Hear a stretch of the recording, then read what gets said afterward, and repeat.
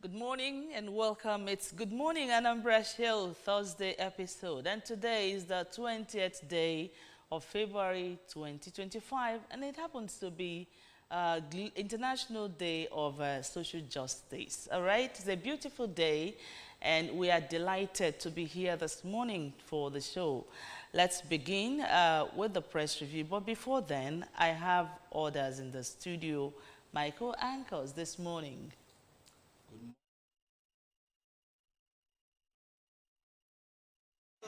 What's cooking? I might say. I don't know whether you see me in your dream that every day you wear a cloth that matches mine.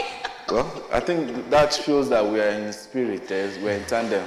All right, you're welcome. We are all welcome to the show this morning. You look so great as always. Thank you so much. I appreciate that. My name is Ajulichukwu Okabue. Good morning. My name is Obina. I think it's a brown Thursday. Right. You're calling it brown Thursday. A brown Thursday, actually brown, you brown, myself brown. All right, what a way to go. Yeah, a way to go. All right, let's begin the show with a press review.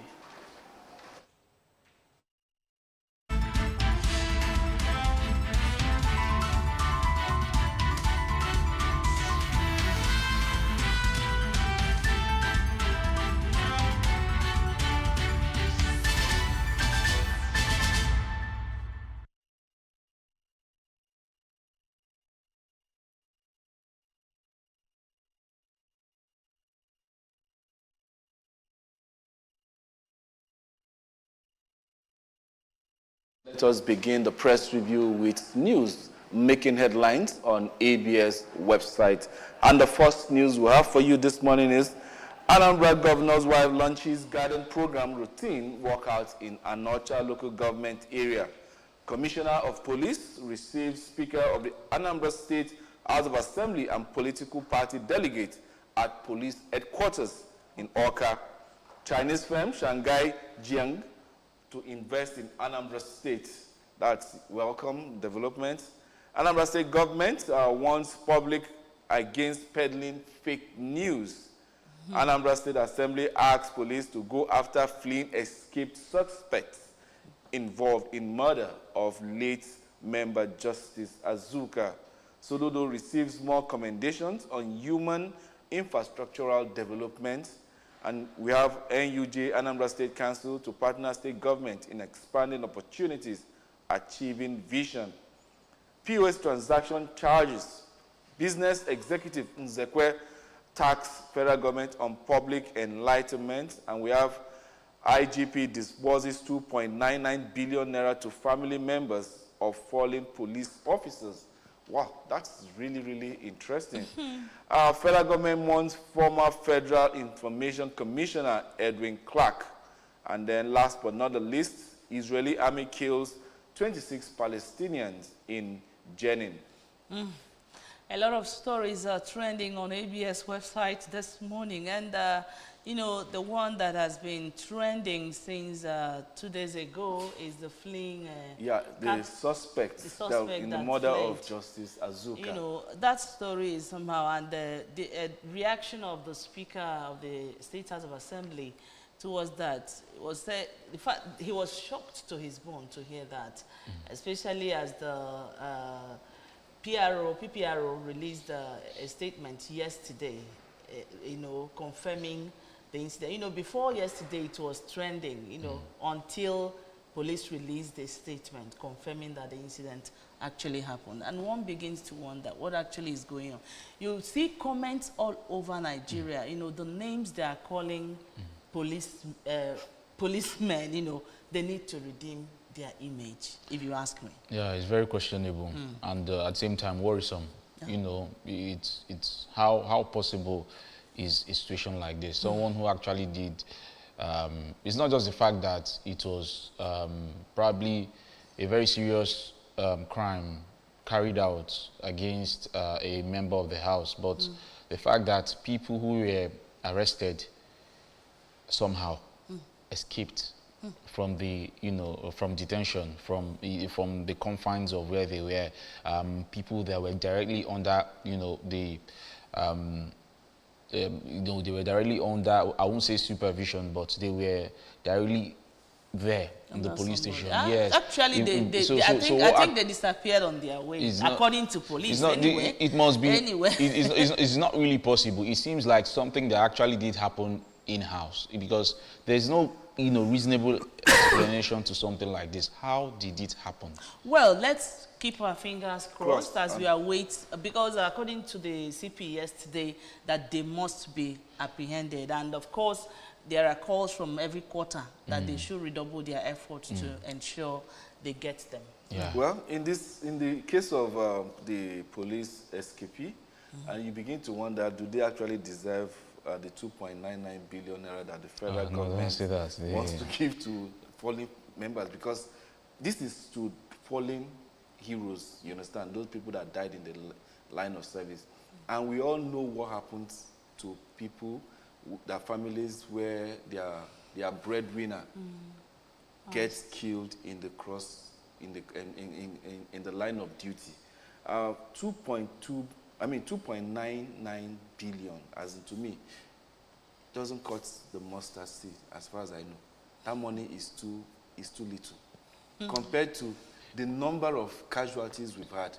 Talking about casualties in not just Boko Haram, but even mishaps that we hear of people. But let them start first. Billions. Let them start first. And again, this is where transparency is important. That is what I'm about to say now, because it is easy for you to make this announcement on the front pages of the papers, and then the family members, there's no data to actually know who and who got what, and where are you collating the data from? So these are the things that we really need to. That's why we've always, agitated here for Nigerians to be made known of what is happening. Yeah. Politicians, our leaders should be able to talk to the people from time to time. Yeah. Let them know feel a sense of belonging and know what is actually going on. So that's just it. We, like Ajuli said, the most important thing is that this money is actually gets to the people they were, mapped out for. That's the biggest concern at the moment. And if it doesn't, then that's a big question. All right, let's move on now to the first paper for review. The first paper, let me take that. The first paper for review this morning is the Daily Times.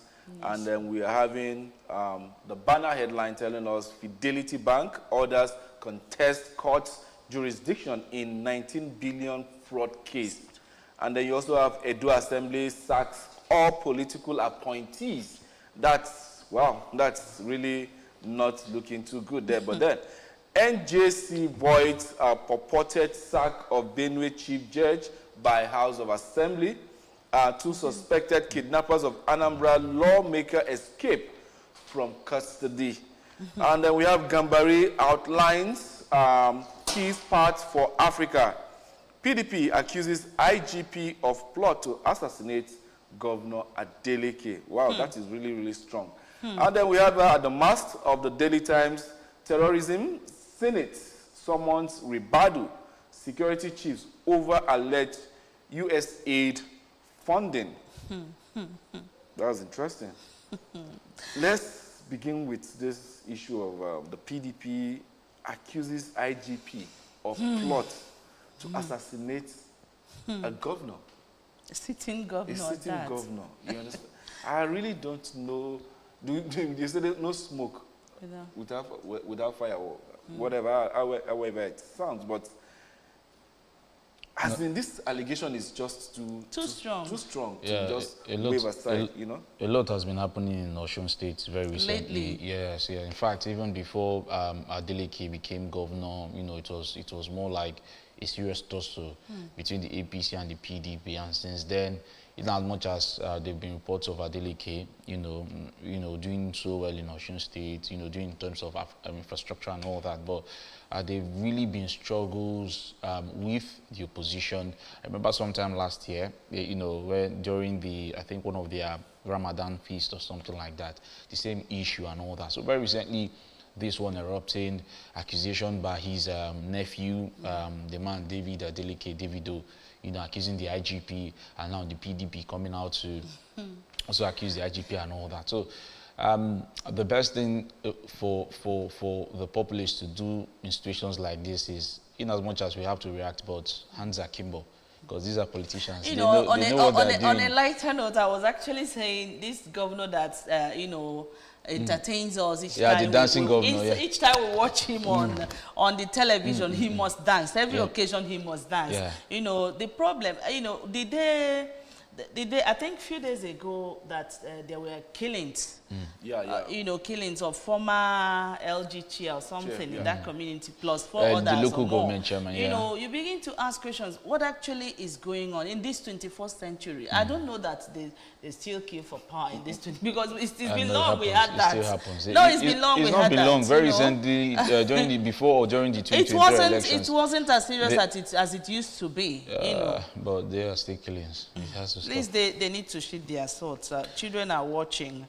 All right, let's move to the next paper now, the Guardian newspaper. All right, on the Guardian newspaper, we'll have council autonomy funding. AGF, EFCC talk tough. Caution government. Okay, caution governors, local government bosses on treason, fraud, and that's on page 6 of the Guardian newspaper. So on the Guardian, we have visa denial. Nigeria won't brook disrespect from any country, says the defense headquarters, and that's on page 3 of the Guardian newspaper. And still on the Guardian, we have federal government slams Binance with fresh $81.5 billion suit over economic sabotage. All right, we have Ohaneze, Asagba of Asaba, Wogo, others, Mon Clark, and Debanjo. That's on page 29 of the Guardian newspaper. Nigeria secures 1.6 billion naira AI investment from Microsoft. Don't let Oshun descend into chaos. Speaker Olajengbesi tell Tinubu and the APC. Lagos Assembly denies mass defection rumors. Federal government bans 60,000 liter petrol tankers accidents. Okay. Federal government bans 60,000 liter petrol tankers as accidents claim 3,500 lives. That's a lot. Akpabio meets Tinubu as Senate summons intelligence chiefs over USAID terrorism claims. All right, we take the punch together before we comment. All right, on the punch we have the banner headline there: USAID Boko Haram controversy. Nigerian may miss $603 million fund.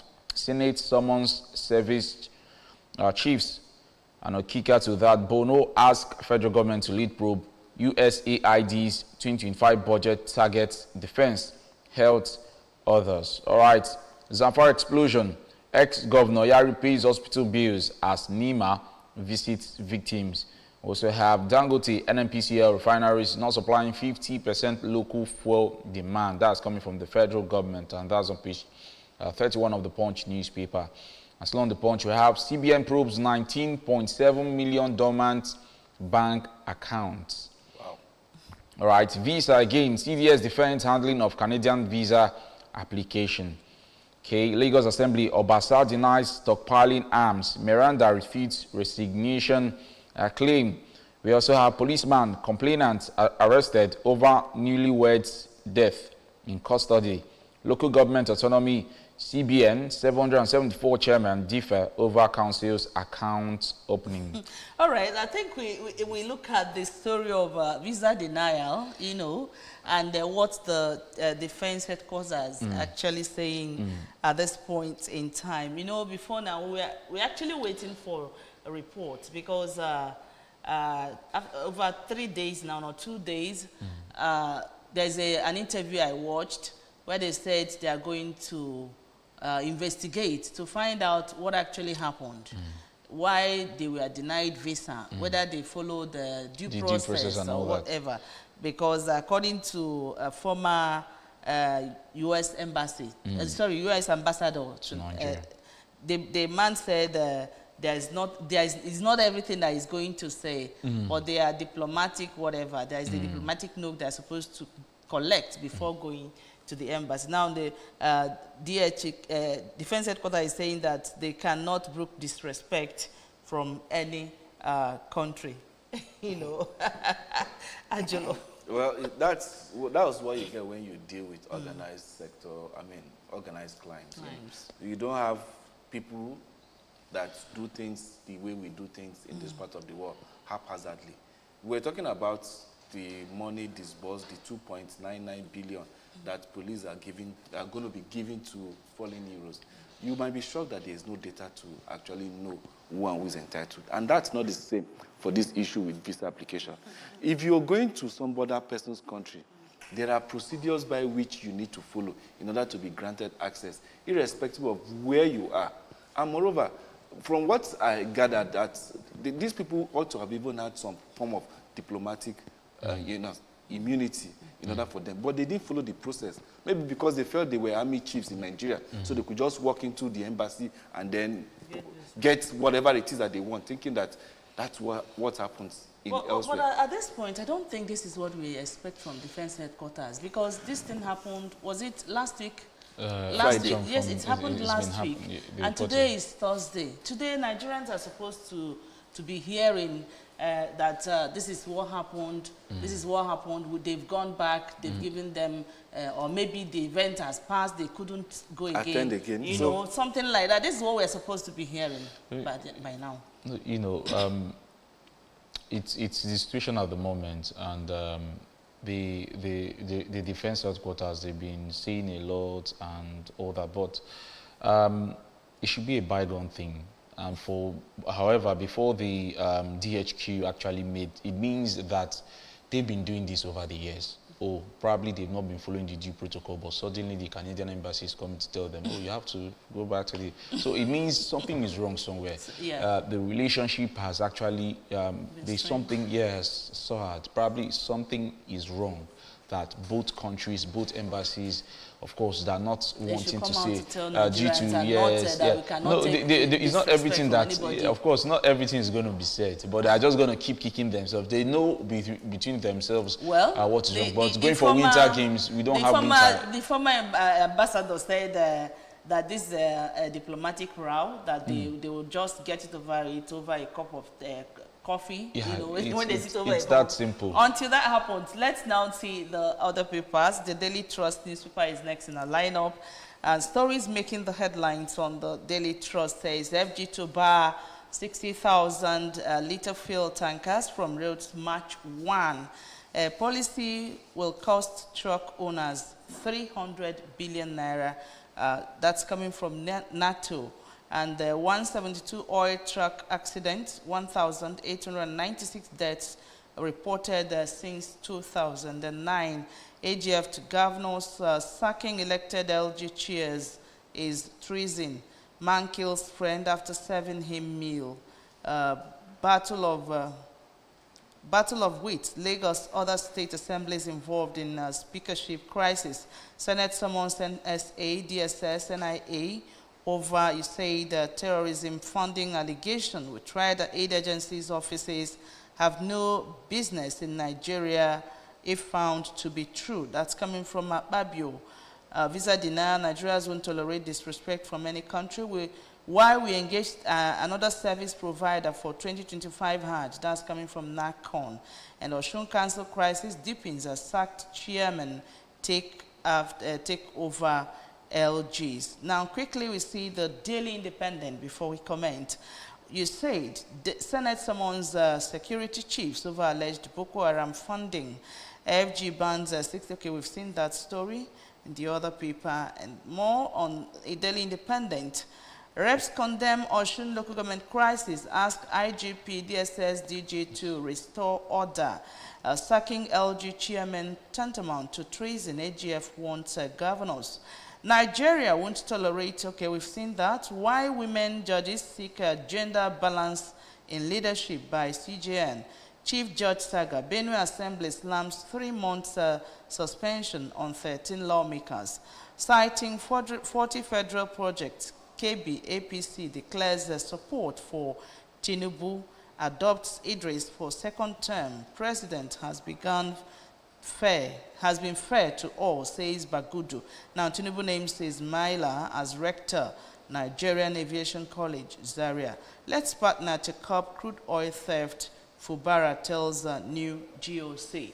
Now, the issue of the banning of tankers, or, on our roads. Yeah. I don't know whether it's because of the program we did yesterday. It's really it's a call for concern. The explosions most times and all that. It's always when you see the results, you see bones and all that. It breaks your heart. So it's a great thing that the federal government is actually looking into this. In collaboration with the FRRC, that's the Federal Road Safety Corps and all that. So it's a great development, basically. Well, I think that banning trucks carrying 60,000 liters of fuel on the road, to me, is not the way to go about this. If actually federal government are serious about curbing these accidents, crashes on our roads, two things are responsible for this thing. One, the nature of the roads of Nigeria. Sincerely speaking, the roads in this country are dilapidated, and most of them are more like death traps. And then what happened to revitalizing our rail system in order to have link to depots, jetties, where this fuel, you understand, are being gotten? Then these tankers should now go to those depots and take it, rather than you see tanker coming to Lagos to load fuel and then taking it to Jigawa, taking it to the hinterlands of the northern part of Nigeria. Do you know how long those, in fact, even the weather sometimes in those parts of the north might not even be favorable. So there are so many challenges that we really about. If our roads are good, it will reduce. Secondly, the rail. The rail should be the best way to ferry this flammable. Is it not important for them to encourage those building the trucks here in Nigeria to meet certain safety? Yes, to build a more strong one, a more solid one. Nigerians are if you build the solid, strong one, and there are no roads to ply them on, they will still fall. So I think it goes round. Like you cannot leave this and leave the other one out. So I think it's the roads in standard climes. You understand? Even in some of African countries, you rarely do you see tanker on the road. You see them on the rail, because the rail will carry a lot of badges of these things. Now you're talking about 60,000 liters, and what is 60,000 liters for a rail to ferry? A rail can take 1 million liters at a go, and then you have this thing easy. Then you reduce the pressure of the road, as in the pressure of these tankers on our road, and reduce other accidents too. And the roads will last. Of course, it's not as if the roads that they build. You know one thing about life. When you do one good thing, it has a ripple effect and all that. And the same way when you do something that is wrong, when it was not meant to team, you're meant to exactly. And everything. Yeah, let's talk about this issue of this U.S. aid funding of Boko Haram. I saw something in U.S. They were removing. They were removing their. They were just. Did you see it? Yes, they were removing their samples and changing. In the U.S., they removed everything completely. So that means it's no longer there's nothing US like aid. There's nothing like US aid. But there's still a department for international, more like the Ministry of Interior. Okay. Not the Ministry of Interior. Foreign Affairs. Yeah, Ministry of Foreign Affairs, a ministry that will always be in charge of foreign affairs and all that. So let's see what actually happens. Probably it's going to be a change of name, but not really the change of what. But Nigeria need to clear their names, with the accusation that the funding was used for Boko Haram and whatever. What are you clearing? It's not on Nigeria. It's not on Nigeria to clear anything. What are you I think it's on the US and all that. So it just concerns. The concerns has been that recently since that story came out that the US actually did sponsor Boko Haram and all that. The concerns has actually been, who are those in Nigeria who received this money? Who are those collaborating with the U.S.? And maybe probably that's why the speaker. Of course, that's why they are summoning the NSA, DIA. Some of these things, it seems very theatrical, because the security architecture in Nigeria should know. should know, oh, this is what has been happening since the whole Boko Haram thing over the past 10 years and all that. Lots of lives lost, almost 2 million lives lost, according to the BBC. So it's not something that, you know, the normal theatrics, oh, come, let's set up a commission, let's set up an investigative panel, and at the end of the day, these people are being paid in serious cash, and that's the end of it. So it's just it. The Muslim Mountain stop the killings in the north. They know how to do. It's not whatever happens. This is gone in the past. Just stop the killings in the north and in another part of the country.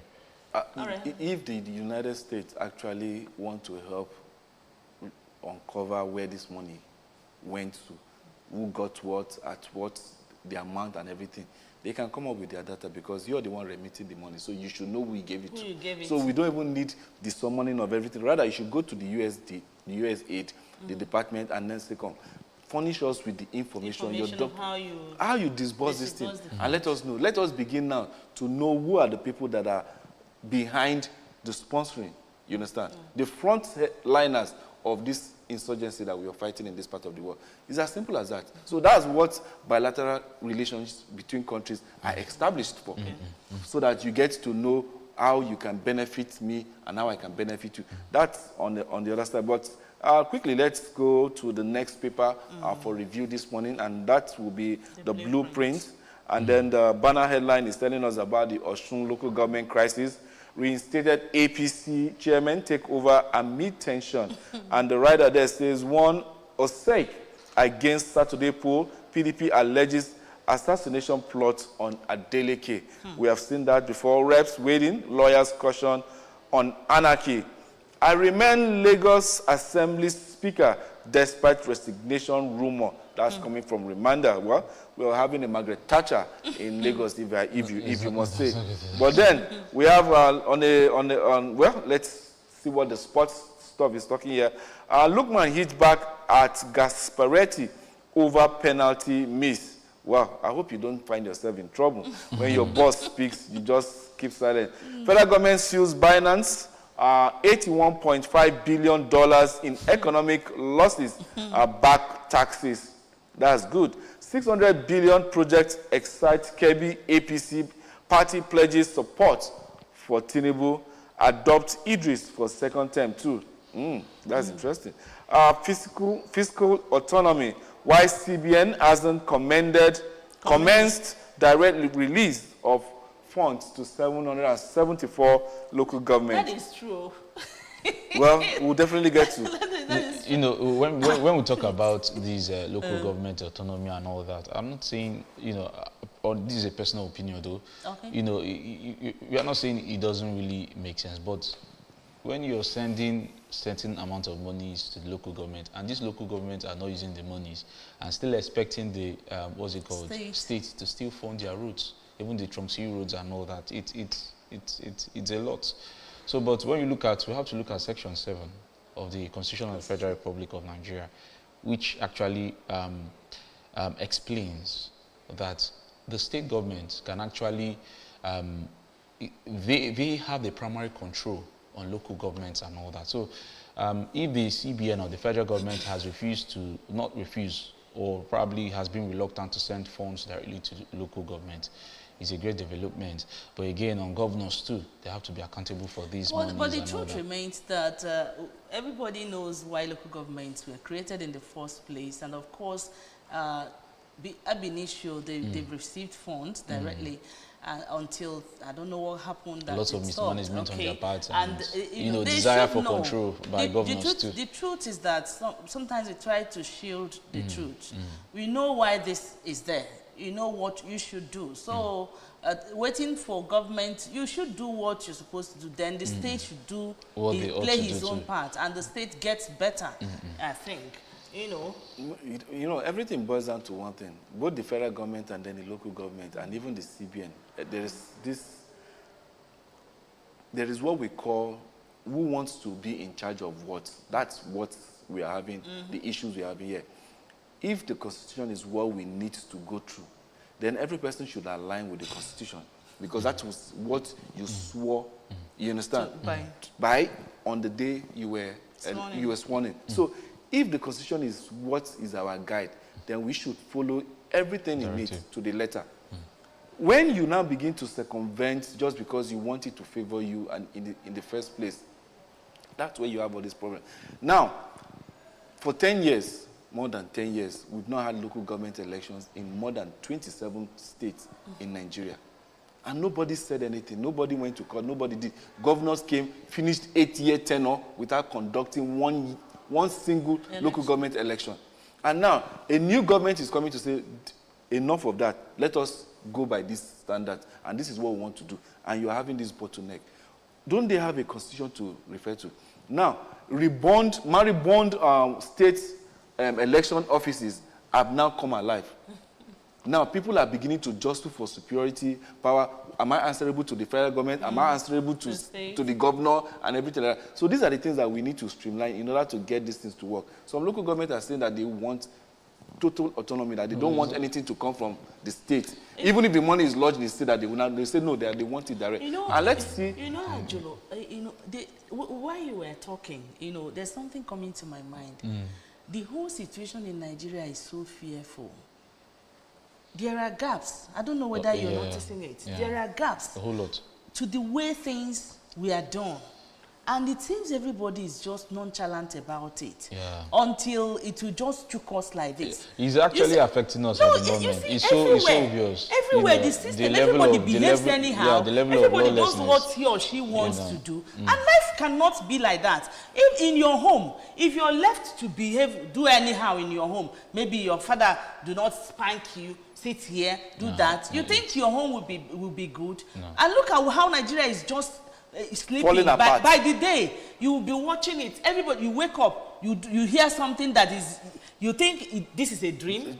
Imagine the first story that we had, the escaped suspect in police custody. That's to tell you the level at which we have nosedived. Honestly, something needs to be done about this whole situation, because if not, I don't know where we'll see ourselves in the next 5-10 years. No, it's a very big issue. All right, we'll take a look at the last paper, but not the least this morning. All right, we have on the last Nigerian paper, Tribune. we have that's the Nigerian Tribune. We have Senate invites NSA, NIA, DSS chiefs on the alleged funding of Boko Haram by the USAID. All right, illegal dissolution of local government, treasonable. That's coming from the AGF. Nigeria's used Binance for $81.5 billion economic tax losses. All right, so we also have Osun Assembly condemns takeover by local government secretariats by APC. Kyari dispels fair quality rumors, says it's bad marketing antics. Edo Assembly sacks all political appointees. Kebbi APC holds rally, declares support for Tinubu, adopts Idris for second term. President has been fair to all. That's coming from Bagudu. All right, so concerns about what's happening in the West, what will I call it? Not just uncertainties, but it seems the polity and the southwestern part of the country is being disrupted. You see what's happening in Osun and Lagos very recently. So lots of our producers are wanting us to wrap up the show now. At this point, we'd like to thank you so much. That's the much time could allow us to take on the press review for now. Thank you for watching. Well, up next, we'll be having our discussion segment, and don't go anywhere because we still have a whole lot to offer you this morning. The show is just about to begin. Don't go anywhere. We'll be right back.